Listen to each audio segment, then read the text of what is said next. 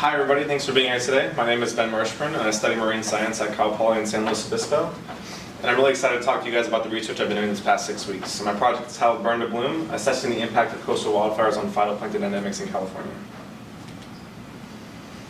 So being a part of the Terrestrial Ecology group these last weeks, I've learned a lot about how wildfires are an intrinsic component of California ecosystems. However, due to managing practices and with climate change increasing temperatures and drought severity, we are seeing more wildfires and more severe wildfires, and those wildfires have a wide variety of different impacts, but today I'm going to specifically be talking to you guys about those impacts on the coastal ocean. So what's really interesting is there has been a lot of recent research done around this topic, specifically looking at phytoplankton and wildfires, as well as other effects of wildfires on the coast, like the turbidity of the water. And so with that in mind, I was curious about what aspects of wildfires specifically impact phytoplankton the most. And that leads me to my research question, which is how does normalized burn ratio, hydrologic connectivity, fire duration, and fire area in coastal California affect chlorophyll A, and can machine learning models predict these effects? So a really important tool that I utilize throughout my research is something called remote sensing. And remote sensing is the process of detecting information about the Earth via spaceborne or airborne instruments. And so how this works is those instruments are able to image solar radiation coming off from the Earth. And by analyzing those images, we are able to infer certain characteristics about the Earth's surface. And this can be multifaceted, so not only the land, but this can also be looking at the ocean as well. And so that's something, kind of like Megan mentioned earlier, that I've really enjoyed throughout my research, is that I haven't only been focused on just the land. I was able to connect the land and ocean and be able to study multiple things from each. And so first I'm going to talk to you guys a little bit about the ocean aspect of my research. And so phytoplankton are really important for our aquatic ecosystems and for our climate. They're primary producers, and so they photosynthesize and take light from the sun, as well as water and carbon dioxide, and convert that into oxygen and energy. And they actually produce over 50% of our world's oxygen supply. However, phytoplankton are not always good. This is an image of a harmful algal bloom, and harmful algal blooms happen when excess nutrient runoff comes into the ocean. And so these excess nutrients cause a large bloom in phytoplankton to occur, and when these phytoplankton die off, they strip the ocean of its oxygen content and can kill off fish. As well as there are certain species of phytoplankton that when they bloom, they produce toxins that are very harmful to marine life and humans as well. So chlorophyll A is a pigment in phytoplankton that absorbs sunlight during photosynthesis.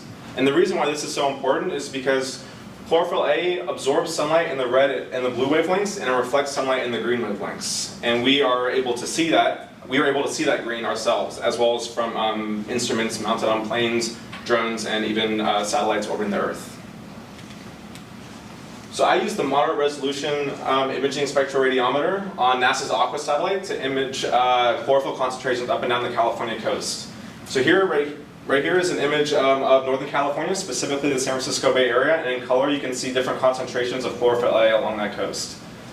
Each pixel represents about a 1 kilometer resolution, and you might also be wondering whether there's a lot of white space right here in the ocean, and that's most likely due to cloud coverage, which is a limiting factor in observing this chlorophyll A, is that MODIS can't see through clouds.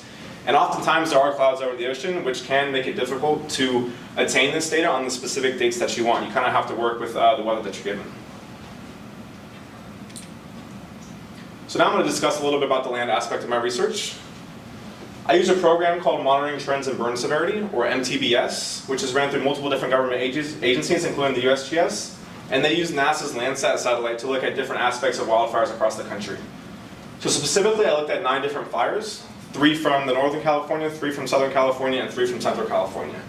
And using MTBS, I was able to gather data on the fire area, fire duration, the burn boundary, and the fire severity. So with burn severity specifically, I looked at an index called normalized burn ratio, or NBR. And NBR is calculated by taking the shortwave infrared light and subtracting that from the near infrared, and then dividing it by the sum of the two.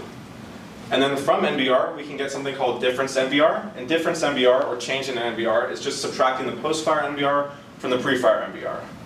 And right here is an image from MTBS showing the burn severity in the Southern California Thomas Fire. And from this key here, you can see how severely different areas of the fire burned. Another aspect I looked at was flow length. And the way I was able to calculate flow length was first acquiring a digital elevation model from NASA's Space Shuttle radar topography mission. And then from that digital elevation model, I was able to use ArcGIS to calculate a flow direction model right here. And then from the flow direction model, you can acquire a flow accumulation model. And a flow accumulation model basically just tells me where all that water is aggregating and accumulating and flowing. So you can kind of just think of it like a watershed map showing you where like the streams and rivers are in the area. And a lot of the fires only had one significant river, and so I measured that river's length. But for example, the Thomas fire had multiple, I don't know if you can quite see it, but it has multiple rivers and streams in the area. And so I chose to measure the stream that ran through the most severely burned area of that fire. And so why is that important?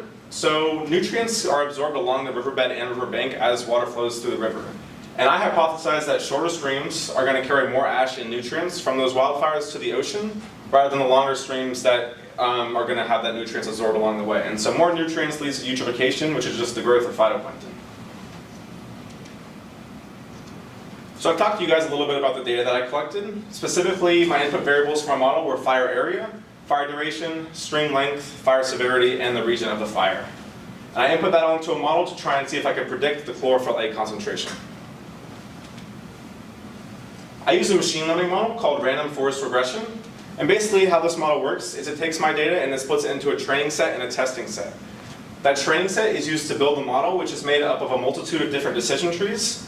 Each tree is kind of just like a flowchart. Each node makes a specific decision based on a variable greater than or less than a certain value. And as you make your way to the bottom of the tree, you'll finally have your prediction, which is in my case was chlorophyll values. And then once you average all of those predictions from each tree, you get the total final prediction from the forest model. And then that test data that you split in the beginning is used to test the accuracy of the model. So here's some of our results from our model. My model had a moderate R-square value of 0.36, which definitely shows a lot of promise in this research, and that there are most likely more variables to add on afterwards to make this model more accurate.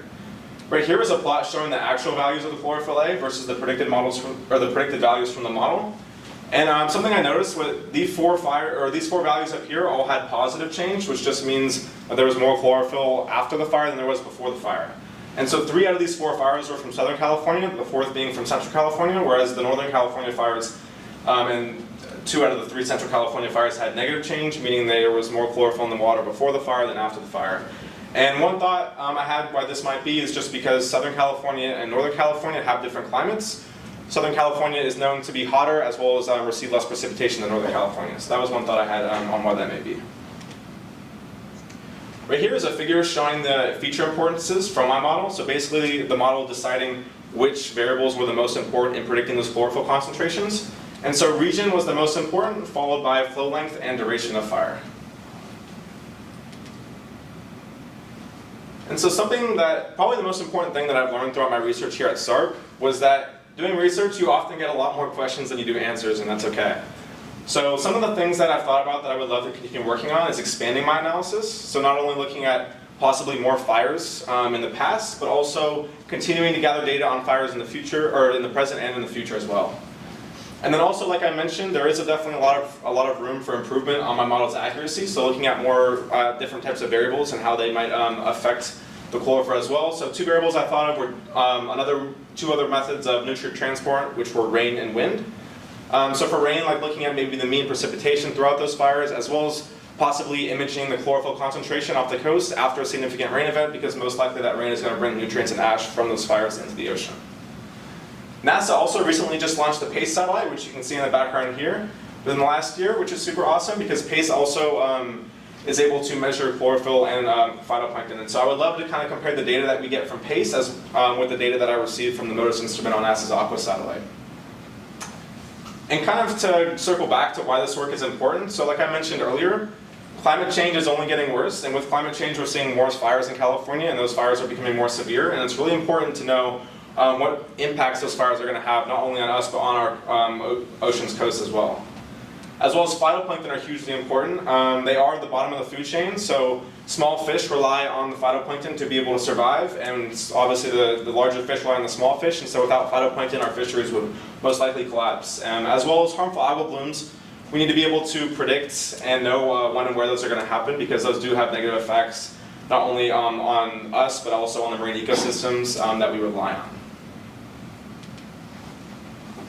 And with that, I would just like to acknowledge specifically Megan Ward-Baranier and Dr. Dan Sousa for being an amazing help this past couple weeks of my research, as well as the entire land group. And I would also like to thank everybody else that was able to make this research happen. I had an amazing time, and thank you. I'm happy to take any questions.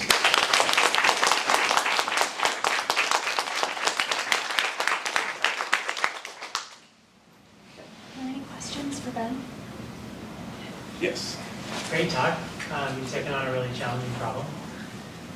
The chlorophyll algorithm detects changes in blue and green light. Have you thought about how the processes of runoff and, for example, settling ash, etc., might affect our ability to measure chlorophyll from satellite? I have thought about it a little bit. So wildfires that can affect the coast in multiple ways. Not only can they deliver nutrients, or they can affect phytoplankton in multiple ways. Smoke plumes can block sunlight, and phytoplankton needs sunlight to be able to photosynthesize. So I have also thought about the fact that there were some studies looking at the turbidity of waters after that and seeing how that affected phytoplankton. So I think that would be definitely really interesting to look into further to see that specific impact, and maybe seeing if we can quantify that turbidity and maybe add that to the model to see the impacts of that. So thank you, that was a great question. Yes. Following up on that, you had a great point about pace, Mm-hmm. maybe being able to shed some more light on this topic. Do you have any thoughts on what it might be some of the exciting opportunities if you were, say you were doing your project and it was a few years later than today, and being able to use hyperspectral observations, how might it have changed the way you went about your project? So I haven't done too much research into PACE. I was looking into it a little bit a couple days ago. I really wanted to use PACE. I was really excited when we were learning about PACE in the first couple of weeks of presentations. We were learning all about the different satellites that NASA has put into orbit. So I'm not sure exactly what the differences are that PACE would be able to deliver to me, but I was definitely disappointed when I found out that PACE has only been in the air for less than a year, that I wouldn't be able to, there's no data on those previous wildfires that I use in this data. So I'm hoping to be able to continue this and either switch out and use PACE, or maybe somehow integrate PACE into this research. Thanks. Great Yeah, job. thank you. Yeah, Ben? Does your model be used to look at something different, like with the streams, like instead of the length, like maybe like ecosystem characteristics? That's a great question. So it depends, I think. So the model I used was a regression model, and so basically that means that it predicts based on continuous numerical data. So if we could find a way to quantitatively, if we could find a way to create that data that you're talking about, like in quantitative numbers, then most likely you could add it to that model and use it to help further predict the chlorophyll concentrations. Great question.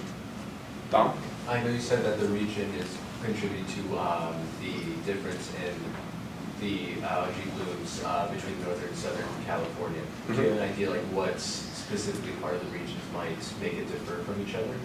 I do a little bit. So continuing this research, I would love to input a lot more data. So like I said, rain and wind. I think climate is probably the most apparent difference between like Northern California and Southern California. So if I was able to add like humidity, rain, winds, temperature, there's like a ton of different aspects you could look at. So that would be like my first idea, but I would definitely have to do more research to see like the differences in that. Maybe if there's differences along like, there's geographical differences like along the coast, whether it's like sandy beaches or coastal cliffs or stuff like that. But yeah, that's a great point you bring up. Are there any other questions? All right.